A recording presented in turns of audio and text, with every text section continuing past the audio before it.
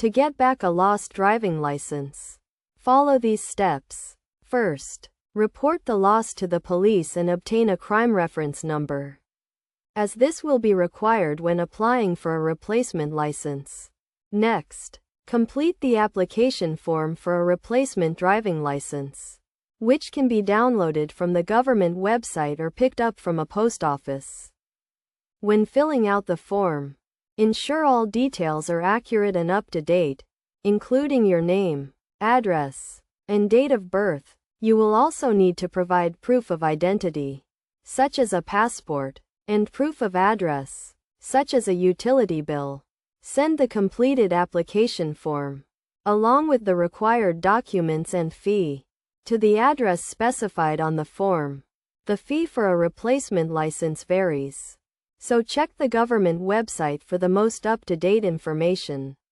It is also possible to apply for a replacement license online, which can speed up the process.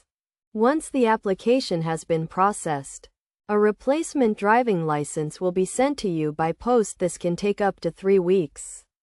So it is essential to apply as soon as possible to avoid any disruption to your driving. In the meantime, you can continue to drive, as long as you have reported the loss and are in the process of applying for a replacement.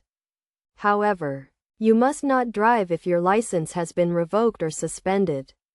It is also important to note that if you find your lost driving license after applying for a replacement, you must return the original license to the relevant authority. By following these steps and providing the required information, you can quickly and easily get back your lost driving license and get back on the road.